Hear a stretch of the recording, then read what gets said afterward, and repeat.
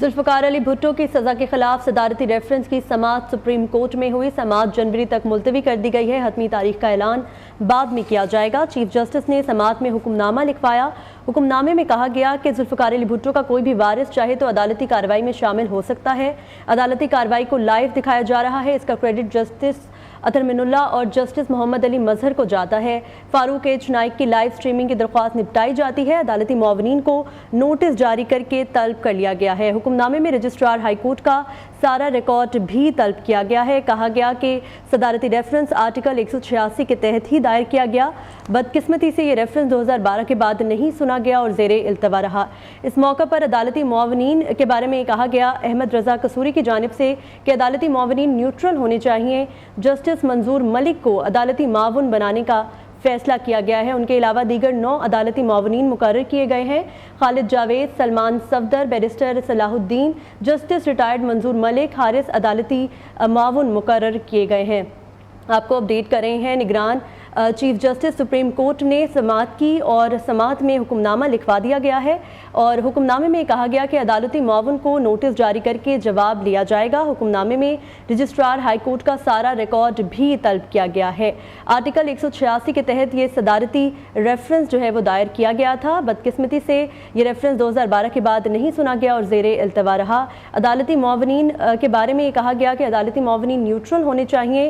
Justice منظور ملک کو عدالتی معاون بنایا گیا ہے۔ ان کے علاوہ دیگر 9 معاون بھی مقرر کیے گئے ہیں جن میں حارث جسٹس ریٹائرڈ منظور ملک بھی شامل ہیں۔ خالد جاوید، سلمان صفدر، بیرسٹر صلاح الدین سمیت 9 عدالتی معاون مقرر کیے گئے ہیں۔ جنوری تک اس کیس کو ملتوی کر دیا گیا ہے اور حتمی تاریخ کا اعلان بعد میں کیا جائے گا۔ ذوالفقار علی بھٹو کا ٹرائل آئین کے مطابق تھا یا نہیں، دیگر سوالات بھی اس موقع پر اٹھائے گئے۔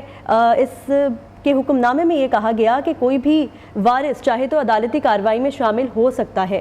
عدالتی کارروائی کو لائیو دکھایا جا رہا ہے اور اس کا کریڈٹ جسٹس اطہر من اللہ اور جسٹس محمد علی مظہر کو جاتا ہے۔ فاروق ایچ نائک کی لائیو سٹریمنگ کی درخواست نپٹائی جاتی ہے اور عدالتی معاونین کو نوٹس بھی جاری کر کے جواب لیا جائے گا۔ اس موقع پر بلاول بھٹو زرداری نے وکیل کی جانب سے ان کے وکیل کی جانب سے کہا گیا کہ میں ان کو یہاں پر ظاہر کروں گا۔ سابق وزیر اعظم ذوالفقار علی بھٹو پھانسی کیس میں صدارتی ریفرنس پر 11 سال کے بعد سماعت کرنے والے سپریم کورٹ کے لارجر بینچ میں جسٹس سردار طارق مسعود، جسٹس منصور علی شاہ، جسٹس یحییٰ آفریدی، جسٹس امین الدین، جسٹس جمال مندوخیل، جسٹس محمد علی مظہر، جسٹس حسن اظہر رضوی اور جسٹس مسرت ہلالی شامل تھے۔ قبل ازیں ذوالفقار علی بھٹو کی پھانسی سے متعلق صدارتی ریفرنس پر آخری سماعت 2012 میں ہوئی تھی۔ سماعت کے آغاز پر اٹارنی جنرل اور فاروق ایچ نائک روسٹم پر آئے اور انہوں نے اس موقع پر کہا کہ زرداری صاحب اور چیئرمین پیپلز پارٹی بلاول بھٹو زرداری بھی یہاں پر موجود ہیں۔ دوران سماعت بلاول بھٹو نے فریق بننے کی درخواست دے دی اور فاروق ایچ نائک نے عدالت کو بتایا کہ بلاول کی نمائندگی کروں گا میں۔ چیف جسٹس نے ریمارکس دیے کہ ہم آپ کو ورثہ کے طور پر بھی سن سکتے ہیں اور سیاسی جماعت کے طور پر بھی سن سکتے ہیں۔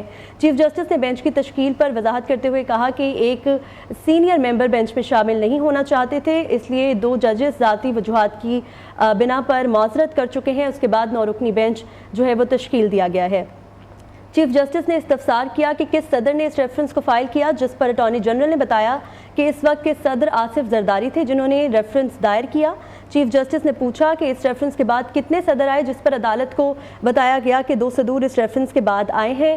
اب حکم نامہ جاری کرنے کے بعد اس سماعت کو جنوری کے دوسرے ہفتے تک ملتوی کر دیا گیا ہے۔ حتمی تاریخ کا اعلان بعد میں کر دیا جائے گا۔ اس موقع پر ذوالفقار علی بھٹو کا جو ٹرائل تھا اس کے بارے میں یہ حکم نامہ لکھوایا گیا ہے۔